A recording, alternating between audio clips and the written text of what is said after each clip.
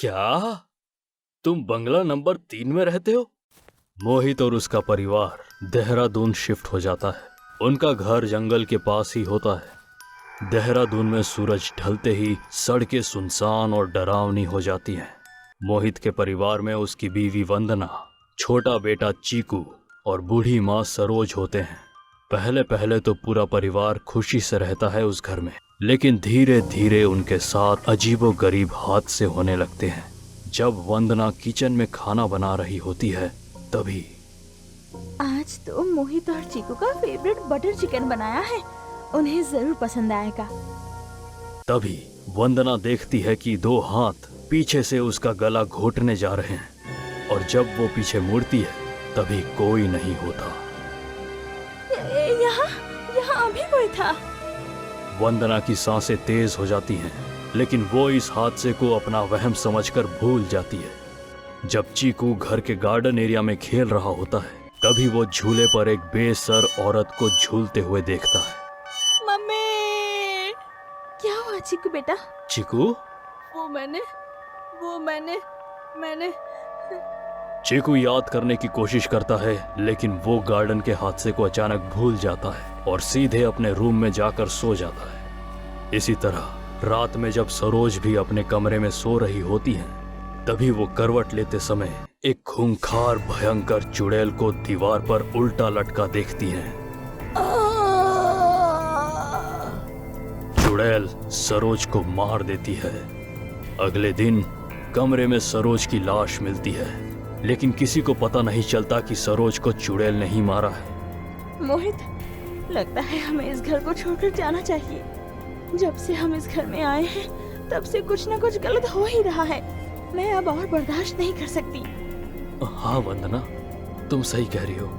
हम कल ही इस घर को छोड़कर चले जाएंगे। मोहित ऑफिस चले जाता है और चीकू स्कूल चला जाता है। तभी अकेली वंदना को देख चुड़ैल उसके सामने आ जाती है।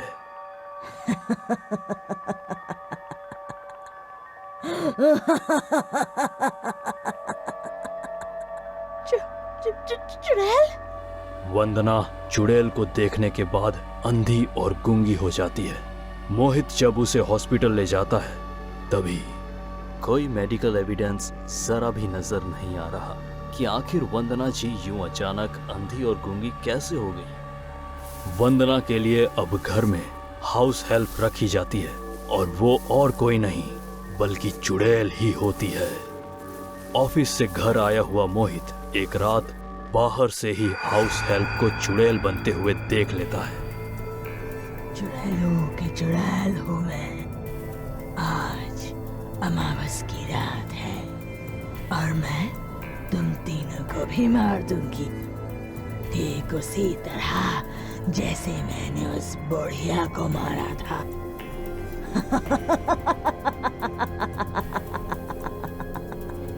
ये क्या? इसका मतलब ये एक चुड़ैल है? मोहित को उस वक्त कुछ नहीं सूझता और वो फौरन पास के हनुमान मंदिर में जाता है और पंडित जी को सब कुछ बताता है। तभी क्या तुम बंगला नंबर 3 में रहते हो? तुम्हें पता नहीं बेटा, तुमने कितनी बड़ी गलती कर दी। वो घर जिस जमीन पर बनाया गया है उसी जमीन पर उस चुड़ैल का घर था। परसों पहले कुछ गांव वालों ने उसे जिंदा ही उसके घर के साथ जला दिया था। तब से जो भी उस घर में रहने आता है वो उस चुड़ैल के बिछाए काला जादू का शिकार हो जाता है। काला जादू? हाँ, उस घर के जमीन के भीतर उसने तंत्र किया हुआ है। वो आज तुम्हें नहीं छोड़ेगी। तुम्हें अपनी बीवी और बच्चे को बचाना ही होगा मोहित। मोहित हनुमान जी का गदा लेकर अपने घर जाता है और तभी देखता है कि चुड़ैल ने वंदना और चीकू को दीवार पर उल्टा लटकाया हुआ है। आ गया तू? चलो अब तीनों एक साथ मरने के लिए तैयार हो जाओ। नहीं चुड़ैल, ऐसा नहीं होगा, क्योंकि आज तेरा काला जादू तुझ ही पर पलटवार करेगा। हनुमान जी के गदे से मोहित चुड़ैल का सर्वनाश करता है। जमीन में दरारें आने लगती हैं और वो घर टूटकर मिट्टी बन जाता है और जमीन में से काली गुड़िया निकलकर भस्म हो जाती है। इसी के साथ चुड़ैल का काला जादू भी नष्ट हो जाता है। एक कॉलेज का ग्रुप जिसमें कुछ लड़के और लड़कियां होती हैं, वो पिकनिक मनाने के लिए जा रहे होते हैं और बीच रास्ते में ही उनकी गाड़ी खराब हो जाती है। आजू बाजू में कुछ भी नहीं होता सिवाय सुनसान सड़क और घने जंगल के। उनके पास रात को उस जंगल में रुकने के सिवा और कोई भी ऑप्शन नहीं था। फिर वो सब वहीं रात गुजारने को तय करते हैं।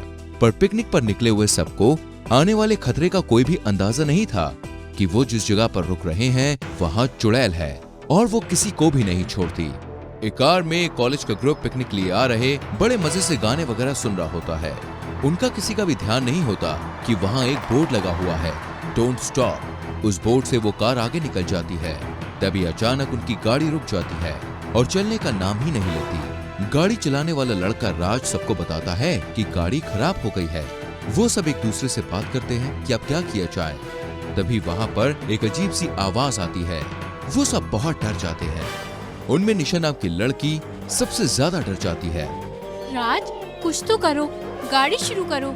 मुझे यहाँ बहुत डर लग रहा है, प्लीज चलो यहाँ से। मुझे पता था तुम सबसे ज्यादा डरोगी।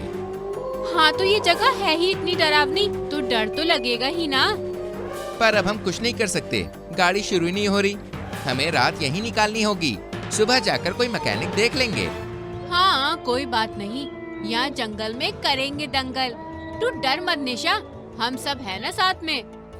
चलो आज यहीं टेंट लगाकर रह लेंगे। वो सब गाड़ी से नीचे उतरते हैं। तभी अचानक उनके सामने तेजी से कोई पक्षी गुजर जाता है, जिससे वो सभी डर जाते हैं। अरे डरो मत, वो कोई पक्षी था।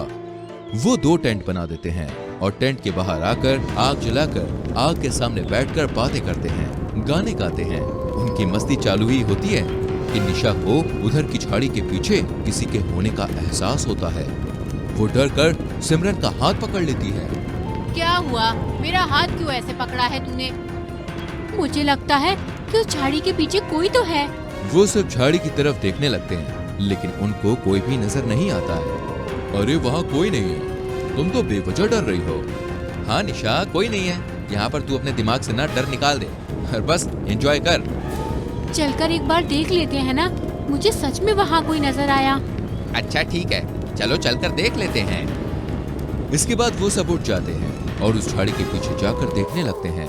तभी उन्हें वहाँ पर कंकाल दिखाई देता है, जिससे वो सब बहुत डर जाते हैं और दौड़कर वापस आग के यहाँ आते हैं। सभी बहुत डरे हुए होते हैं। मैंने कहा था ना, कोई तो है वहाँ पर, ये जगह ठीक नहीं है। मुझे बहुत डर लग रहा है, चलो हम चलते हैं यहाँ से। हाँ हाँ चलते हैं, पर जाएंगे कैसे? रेंगते हुए, चलते हुए या फिर उड़कर? हावेन बहुत गुस्से में होता है। तुम दोनों अब लड़ना मत, ये समय झगड़ा करने का नहीं है। कुछ नहीं होगा, बस सुबह तक कैसे भी रुकना ही पड़ेगा। अब ऐसा करते हैं, सब लोग जाकर सो जाते हैं। हाँ ये ठीक रहेगा। वो सब अपने टेंट में सोने चले जाते हैं। टेंट में जब वो सोते हैं, तभी निशा को टेंट के ऊपर से किसी के गुजरने की परछाई दिखती है और वो जोर से चीखती है। और तभी सब लड़के दौड़कर लड़कियों के टेंट में आते हैं। अरे क्या हुआ, तुम इतनी जोर से क्यों चीखी?